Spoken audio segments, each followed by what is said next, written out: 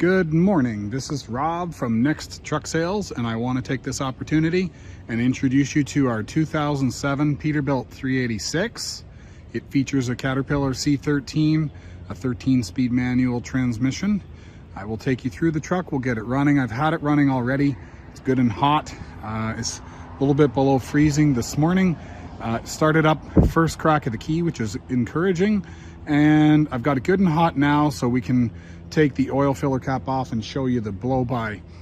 So let me take you through here. This truck is a second owner. It was originally owned by a major fleet, and we sold the truck to a customer 10 years ago, and he is retiring and sold it back to us. So that's the deal on this truck. So there's no major overhaul, no major work on this truck. It served him well. It hasn't broken down. So the engine's not been overhauled or anything to that effect, but it does run good. So I want to show you a video of it running. Really the most, I would say the worst part of the truck is the corrosion that you'll see, which obviously can't be fixed cheaply, but it is a good working truck. So I want to take you through it. So I want to show you here, you know, we've got some silicone here holding this mast on. We've got some corrosion on that A pillar. I'll take you through here. I'll show you everything. We've got some corrosion. That's pretty typical on these older Peets. As far as body damage, there really isn't any. It's just corrosion. This step is kind of banged up here. It's got a crack in it, and it's a little loose to the touch. Okay, we've got 135-gallon fuel tanks. We've got a storage box over here. We've got a headache rack on the back, missing one of the doors. It's got an 80-inch Unibuilt sleeper with 2 beds. I'll take you on the inside in a bit. Here we've got Chinese, Mirage, Virgin, low-profile tires. These are probably 70% treads. We've got all aluminum wheels. These are Goodyear, and they're pretty tough. I'd say 40% tread. They're round, they're black, they're holding air, but not a lot of meat on there. And you can see the frame. The frame is showing signs of having been exposed to salt for the last 15 years, but the integrity of it's good, and that's the important part. We do often sandblast and paint frames to make them cosmetically look better. In this case, it's not going to rot through or anything if you're concerned about that. It's more just a matter of cosmetics. Okay, this one's another set of Chinese, about 70-80%. These are getting pretty smooth. These are Dunlop, Virgins. Okay, you got the Peterbilt low leaf air suspension. Again, all aluminum wheels. This has got an APU. I'm going to try and get this thing to fire up. I believe this thing, I think the previous owner told me it was working. I'm going to try and get it working, but there's no commitment that it will be working. So keep that in mind. We've got another 135-gallon fuel tank. You can see we've got some surface corrosion on the aluminum. Okay, actually cleaned up quite nice. We have one of the best cleanup shops on the planet, and it had they put the paint brightener, so the paint actually cleans up really nice when they do that. I want to show you here, obviously more corrosion there and more corrosion there. So it's probably the worst part about this truck. Let me take you under the hood. A little bit of paint peeling off on the front there too. Now it runs good, and you know, a truck engine, a diesel truck engine that starts in cold weather is an indication that the engine's in good running condition. And I did the first crack of the key, and I have new trucks that don't start as good as this one. This one, literally, it was only half a crank in it, and it just fired up right to life. So we've got some repairs that have gone on under the hood here. It's been glued, it's secure. Okay, I'll give you a look under here. So this is your Caterpillar C13 Acert, which is the twin turbo technology that came out in 2005 to eliminate the need for an Egr valve. So it gives you reduced NOx emissions, and at the same time, no Egr valve. Okay, so give you a look. I'll just give you a look. You can pause this, I guess, if you want to take a closer look at anything. I'll come around the other side. I'm gonna start the engine, but right now I'm gonna leave it off just so you can hear my narrative. We got a Bridgestone steering tire, probably 50% tread, drum brakes. Okay, we've got a little bit of weepage on the return line coming back down from the turbo. Okay, so no Egr valve on this unit. I'll give you a decent look underneath and see. I see a Caterpillar filter on there, so that's good. You probably used cat parts. Okay, so give you a wide angle view here. Get you to have a look inside of there. Okay, so let's go on the inside. I'll show you the inside, then I'll get it started and I'll come back outside and we can have a listen to it running.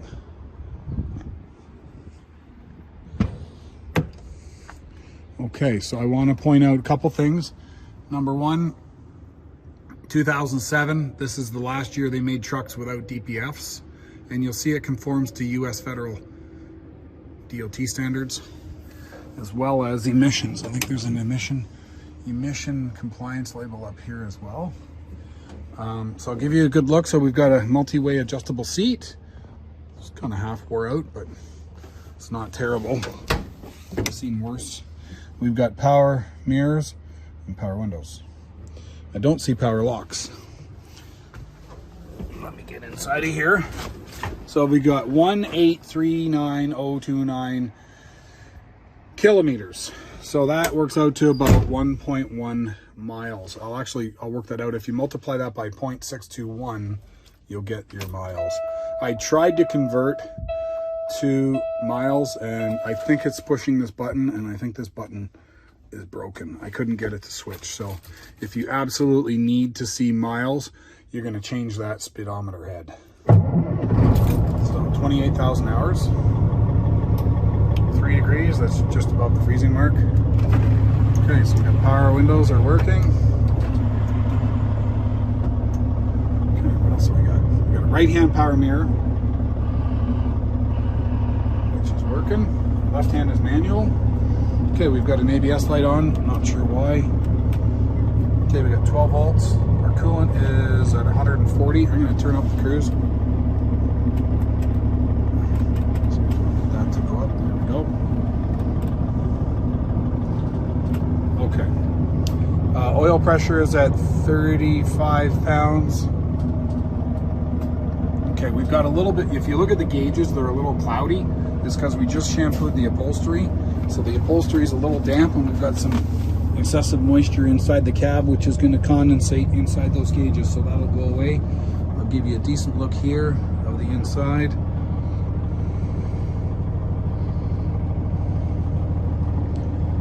Okay, missing an armrest there. Actually, missing 2 armrests. I think the cab's too small to have armrests. Okay, so you can see here we've done some shampooing, and this is where the majority of the moisture is coming from. We've got curtains for the windows. We've got a storage cabinet in here. Okay, we've got an upper bed. Let me, I'll give you a look at that. We'll get a mattress for this. The mattresses will be included. Okay, they're on order. We got a huge mattress back here, and this is the 80-inch sleeper, so you can see this thing is massive. It does go up, so I'll give you a look underneath here. Find the, oh, just lift, no lock. So this is your APU system. It looks like it had an inverter, which has since been removed. But you can see it's been cleaned up really nice, and if you hook up an inverter on there, then obviously these receptacles are going to be live, and that's the factory heating and air conditioning system there. Okay, you can see here this foil. This is your insulation package that comes on a lot of Canadian trucks, climate package, so your air conditioning and heating is not working nearly as hard as if it didn't have it. It's just an extra layer of protection. I think I can't remember if I went in here. There you go. So here's your truck. Now let's go over to this, see if I can get this APU. I'm not sure how to do it. So what have we got here? We got a timer. We've got a light, which kind of works. It's working. I think it needs a new bulb. It's one of those fluorescent jobs. I think this is our APU unit. SMX, I have no idea what that is. Start. No clue. This control unit's not lighting up, so we're going to assume it's not working. I'll call the previous owner and find out if there's a trick to this thing, but it's there. Whether or not it works is another question. We've got an Eaton 13-speed manual. We've got a cup holder that'll hold a nice jumbo cup. We've got a couple of other cup holders, man. I don't know what to put in there, something gigantic. Let me take you through the dash. So we've got sliding fifth wheel, we've got locking diff, and we've got air suspension. And we've got a full complement of gauges, oil temp, exhaust temp, etc. We've got basic radio with a CD player. Who still has CDs? I know I threw all mine out. We'll take the cruise off. Let's get this thing down to idle. Let's have a listen to it running, and I'll get that oil filler cap off, and we can see how much blow-by is coming out of it.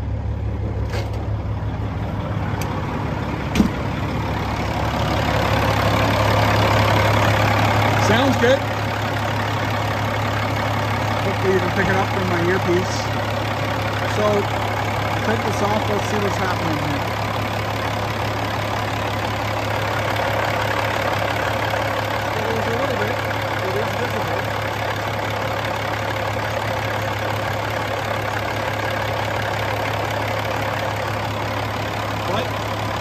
I want to say this guy took good care of it, and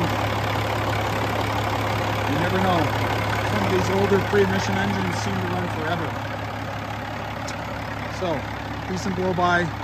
It's an old truck. It's got some rust and crust, but at the end of the day, there's not a lot of trucks out there in the market that are pre-emission, that aren't complete junk, and this one will be at a fantastic price point. So, if you can look past the corrosion, and you just need something to go to work and make you some money for a good price point, this could be your truck. As far as the process goes, exporting from Canada to US, assuming that you are in the US watching this video, is we will make a deal. You're going to send me a deposit, and then you go to your bank, you pay us in full, we ship the truck to Buffalo, New York. You're going to pick the truck up in Buffalo. We'll deliver it with a temporary license plate for you to drive back to wherever you are. If you want it delivered past Buffalo, we can deliver it to any point in North America if you want, and we'll supply you with all the paperwork that you're going to need in order to convert your title from Canada to the US. We guarantee that you'll get your title switched over.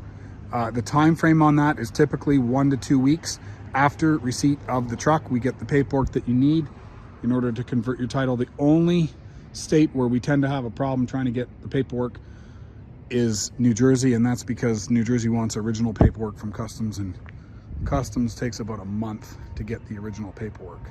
So there's your truck. If you are interested, I'm going to put this truck on auction time.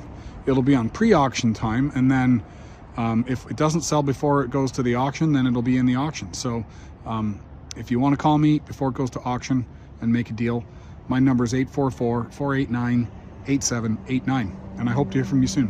Bye for now.